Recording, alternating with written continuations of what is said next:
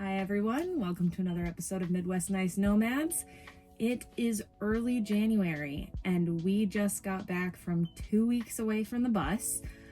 We've been back for a couple of days, but we had more family that was only around for a little, so we finished up the rest of our holiday, and now it's time to get the bus back to being livable again, because we left the bus behind to head up north. We didn't really want to drive it in the snow so early after getting it. Just didn't feel like risking our home that way. So now we have everything that we unpacked from the bus to take with us up north back into the bus. And we do not know how to travel light, which is why we got a bus. Cue cleaning montage. Oh, Savannah's probably jamming out while she's cleaning. No, I'm listening to a book about dogs. And on that note, let's watch me clean. So we had a super fun time with friends and family up north for a couple of weeks, but we were definitely very happy to be back in the bus when we got back. It's really crazy that within only a few short months, we started October 7th, I believe, and then, came back early January. We already felt like we were away from home, like it really has become our home. So that was very cool. Getting settled back into the bus definitely felt different than, when we would return from vacation back to our apartment before being in the bus. With everything having such limited space and very specific spots that things needed to go back to in order to be functional, it was a lot more mental effort to get settled back in. We also came back with tons of presents from family. Luckily, people kept things small and more related to what we told them we could handle in the bus. But we also restocked on Penny's dog food while we were gone, along with treats and stuff. So we had a lot with us that we brought back in the car. Let's talk a little bit about what we did to prep the bus before we left. So in leaving, we were able to have the bus in Dakota's dad's driveway, which was really nice. We weren't on a street and we didn't have to pay for parking to know that it was safe. And also his dad stayed home for the holidays, so we were able to know that he could pop in the bus and check on it a couple times throughout the 2 weeks we were gone.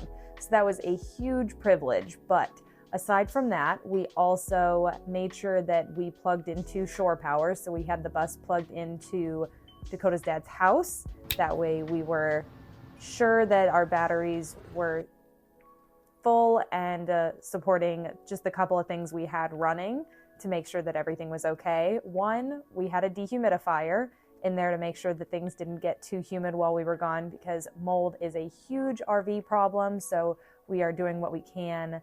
And I think we might have a few updates that we need to do for that in the future. The more that we're in the community, the more we're learning really nice tips and tricks that people use to keep their places dry. Other than that, we also had a trickle charger plugged in.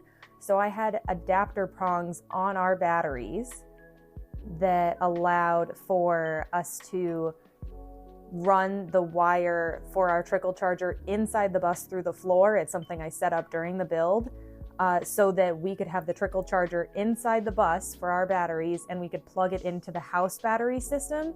Some people have an alternator that connects their house electrical system to the actual bus or truck or van batteries. I didn't do that. I was a little bit worried. People say that if you mess that up, you can accidentally drain your bus batteries and then not be able to start your bus. So I kept them separate, and I just have a trickle charger attached to the bus batteries, and I plugged that into one of our outlets in our house system on the inside so that our bus batteries stayed nice and safe, fully charged, safe from the cold, all good to go there. Other than that, we just made sure that everything was sealed up as much as we could. Window covers up, all the doors locked. You can see Dakota helping take care of our laundry there. Thank you. You're welcome. And then we just gave over keys to Aaron's dad so that he could check in a couple of times, empty out the dehumidifier. He did that a couple times for us. And then we were good to go.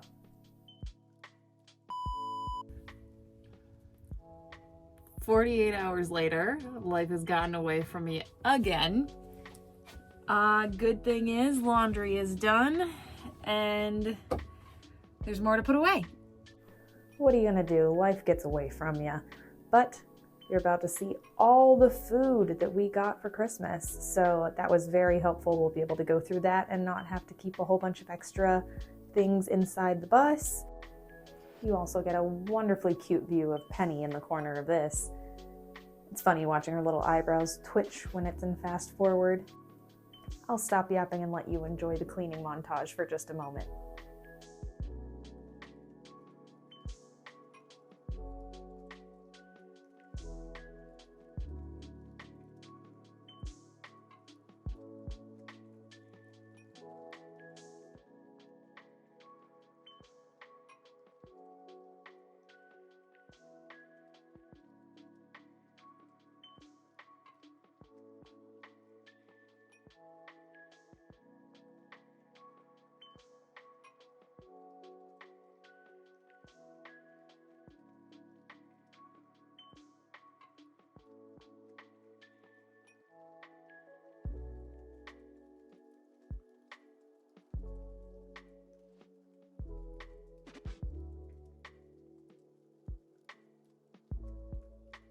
There we go, all clean and ready for us to tackle the year. It's time to take down the Christmas decorations. I know. So sad. Will you help me? I didn't think so.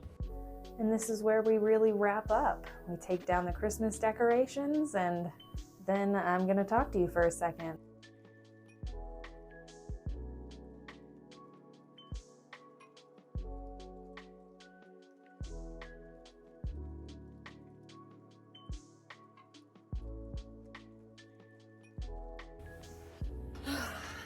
All right, we're all settled back in, unpacked. All the new Christmas items are in here.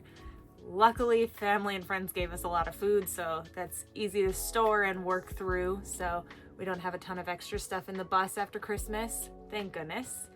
I do feel like after taking down those Christmas decorations though, things are looking pretty sparse in here. So more decorations, maybe I'll have to add a few art projects to the list to add into the mix, and also some more functional things too. I need to hang some different baskets and stuff to help with the clutter that accumulates really quickly. So those are the things that we will tackle in 2025 among many others. So here's to a very fun year.